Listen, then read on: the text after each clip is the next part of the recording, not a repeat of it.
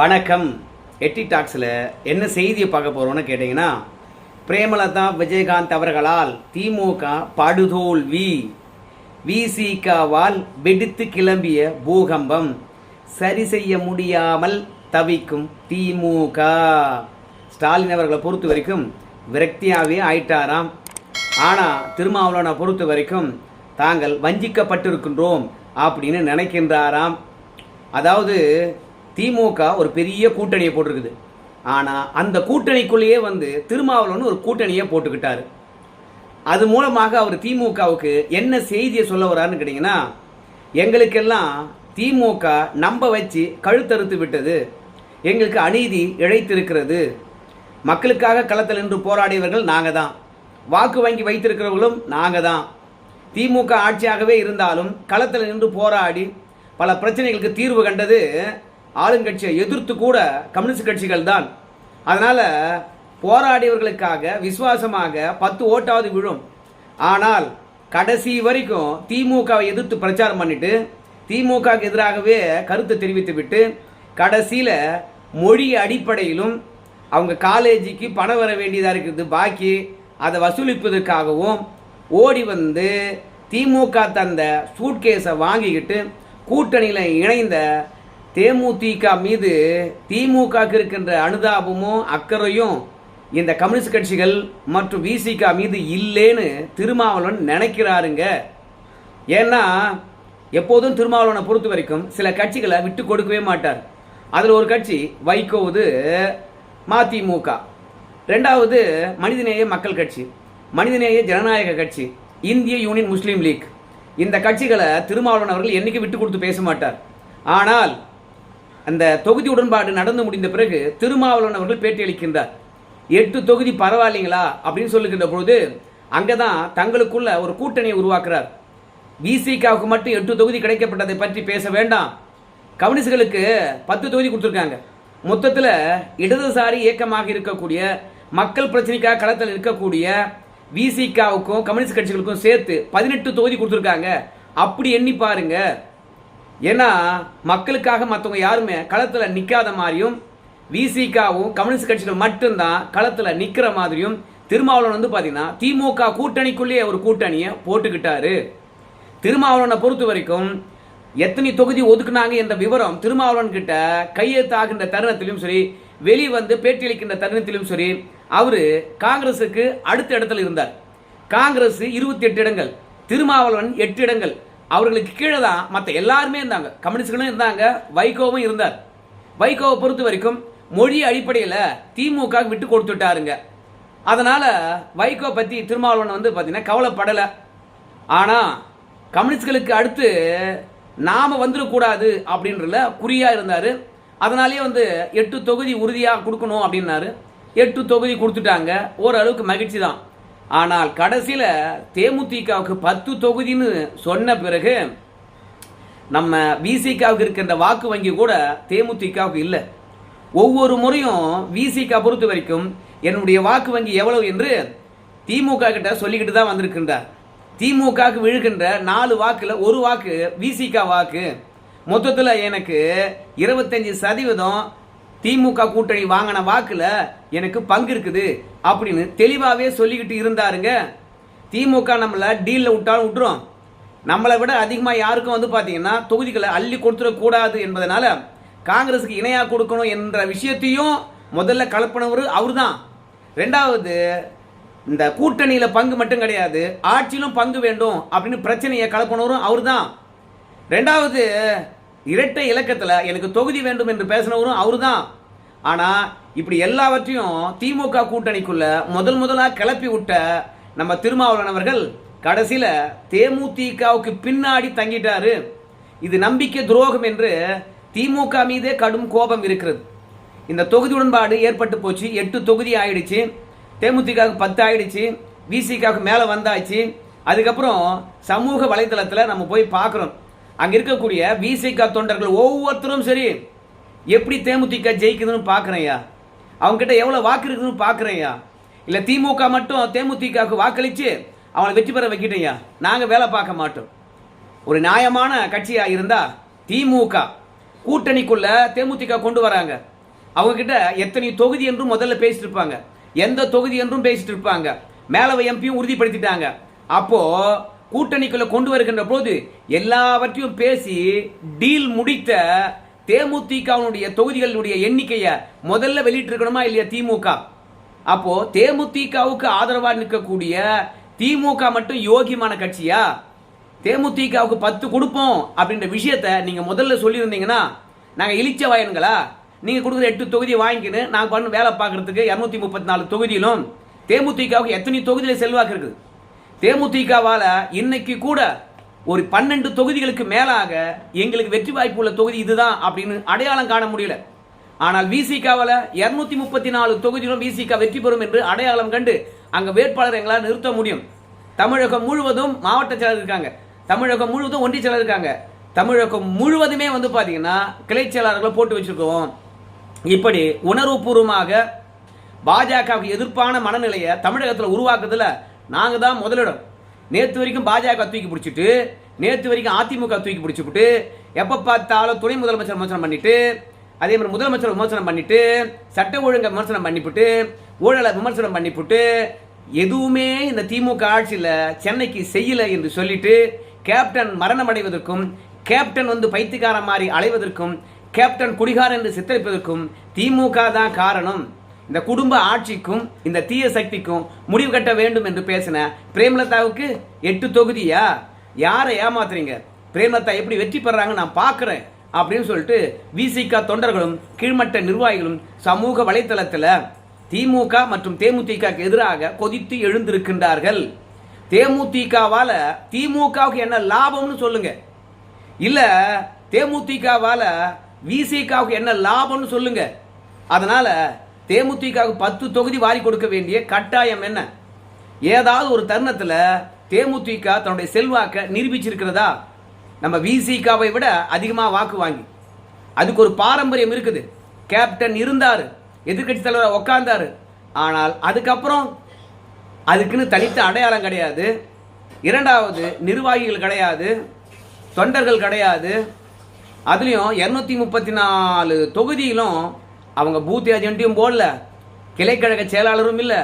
கரைந்து போன ஒரு கட்சிக்காக, இல்லை யாரையோ பழிவாங்க வேண்டும் என்பதற்காக, இல்லை கூட்டணியில் அதிக கட்சி இருக்குது என்ற ஒரு பிம்பத்தை உருவாக்குவதற்காக நீங்கள் விசிகாவை பழி வாங்கிட்டீங்க. தேமுதிக விரும்பி கூட்டின்னு வந்தீங்க, இல்லைன்னு சொல்லலை. ஆனால் அப்போ தொகுதியை தியாகம் பண்ண வேண்டியது திமுகவா இல்லை விசிகாவா? இது அத்தனையும் சமூக வலைதளத்தில் திமுக எதிராக விசிகாவினர் போட்டிருக்கக்கூடிய பதிவுங்க.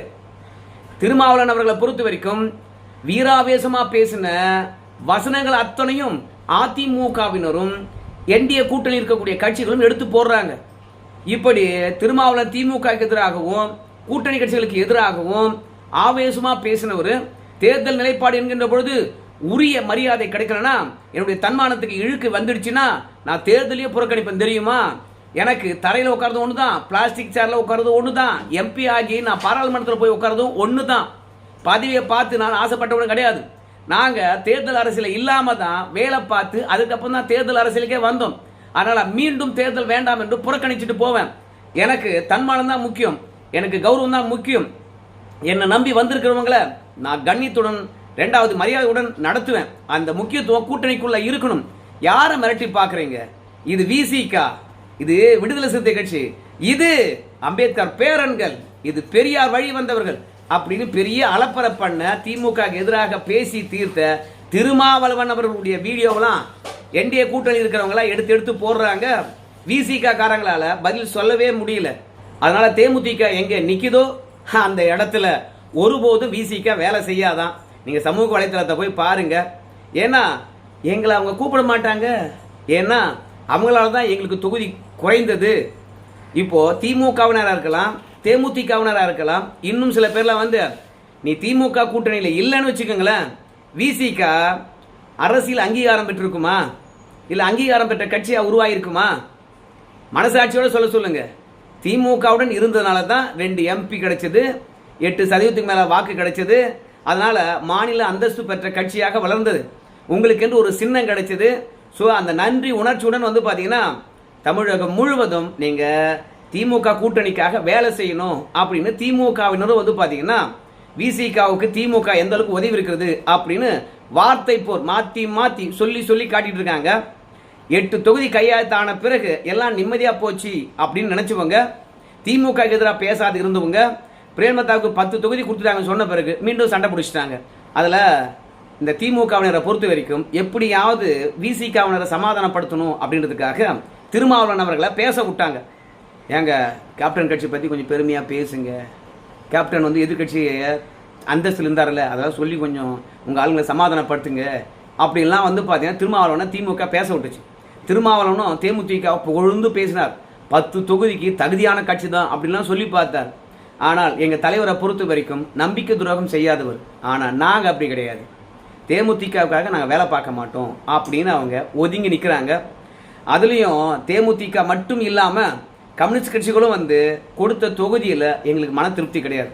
இருந்தாலும் பாஜக அதிமுக கூட்டணி வெற்றி பெறக்கூடாது என்பதற்காக இந்த தொகுதியை நாங்கள் கூட்டணி நலன் சார்ந்து ஏற்றுக்கொண்டோம் அப்படின்னு சொல்லியிருக்கிறாங்க.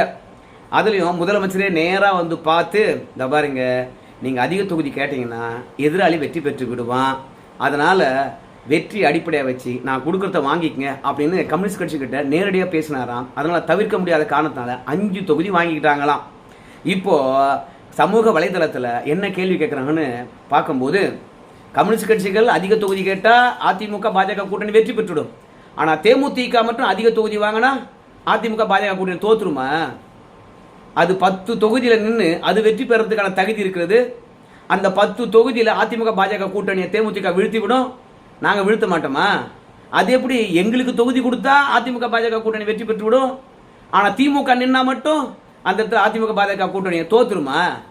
இது எப்படிப்பட்ட ஒரு டகால்ட்டி! இது கம்யூனிஸ்ட் தோழர்களும் சரி, விசிகா தோழர்களும் சரி, எப்படியெல்லாம் நம்மளை குறைத்து மதிப்பிடுகின்றாங்க பாருங்களேன்.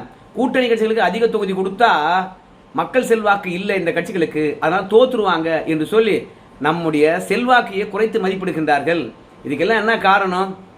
நாம் யார், திமுகவுடன் ஏன் நம்ம சேர்ந்துருக்கிறோம், திமுகவுடைய தவறுகள் என்ன, திமுகவினர் என்ன தப்பு பண்ணுறாங்க, ஸோ இந்த ஆட்சியுடைய அவலங்கள் என்ன, பட்டியல் இனத்தோருக்கு எதிராக திமுக ஆட்சியில் என்ன நடந்தது, அதை திமுக கண்டுக்காம எப்படி திசை திருப்பிச்சு, எத்தனை கொலைகள், எத்தனை கற்பழிப்புகள், முறைகேடு புகார்கள் என்று சொல்லிட்டு எல்லாவற்றுக்கும் களத்தில் இறங்கி நம்ம போராடி இருந்தோம்னு என்று வச்சுங்க, கூட்டணி கட்சியுடைய பலம் தெரிஞ்சிருக்கோம், கூட்டணி கட்சியுடைய செல்வாக்கு தெரிஞ்சிருக்கோம். நாம் சாம்சங் பிரச்சனைக்கு கூட திமுகவை நட்பாக தான் அணுகணும். ஆனால் இன்னைக்கு தேர்தல் நேரத்தில் சாம்சங் தொழிலாளர்களை பொறுத்த வரைக்கும் திமுகவுக்கு எதிராக முற்றுகை போராட்டத்தை நடத்துகிறாங்க. ஸோ ஊடகமானது திமுகவுக்கு ஆதரவாக இருப்பதனால திமுகவுடைய தவறுகள் வெளியே தெரியாமல் இருக்கலாம், ஆனால் உண்மையாக மக்கள் வந்து அந்த இடத்துல கடும் கோபத்தில் இருக்கிறாங்க. தேர்தலை பொறுத்த வரைக்கும் வறட்சி நேரத்தில் வந்திருக்குது, தண்ணீர் பிரச்சனையாக தலைவிரித்து ஆடும், மழையோ தமிழகத்தில் சரியாக பெய்யல, ஆனால் மழை பெய்யாத தருணத்தில் குடிநீருக்காக சரியான நடவடிக்கை இந்த திமுக அரசாங்கம் எடுக்கல. நாமளும் 5 வருஷம் வந்து பார்த்தீங்கன்னா அடக்கியே வாசிச்சுட்டோம், மூடி மறைச்சதுல ஊடகம் திமுகவுடைய அவலங்களை அத்தனையும் வாக்கில் தான் எதிரொலிக்க போகுது, தேர்தலில் தான் எதிரொலிக்க போகுது, ரிசல்ட்டாக தான் வெளிவரப்போகுது அப்படின்னு எக்ஸ்தலத்தில் விசிகாவினரும் கம்யூனிஸ்ட் கட்சியினரும் மற்றும் யாரெல்லாம் கம்மியான தொகுதி கொடுத்துட்டாங்க அப்படின்னு கதறுகின்ற கட்சிக்காரங்கள்லாம் வந்து பார்த்தீங்கன்னா சமூக வலைதளத்தில் பதிவிட்டு கொண்டிருக்கின்றார்கள். திமுக தலைவர்களை கூப்பிட்டு, ஏங்க அதிமுக பாஜக கூட்டணி பார்த்தீங்களா, எவ்வளோ இணக்கமாக இருக்கிறாங்க, நாம் மதசார்பற்ற கூட்டணின்னு சொல்கிறோம், இந்தியாவுக்காக நிற்கிறோம்னு சொல்கிறோம், இந்தியா ஒற்றுமைக்காக நிற்கிறோம்னு சொல்கிறோம், கொள்கைக்காக நிற்கிறோம்னு சொல்கிறோம், ஆனால் நாம் தொகுதிக்காக அடிச்சிக்கலாமா அப்படின்னு திமுக சமாதானப்படுத்துதான்.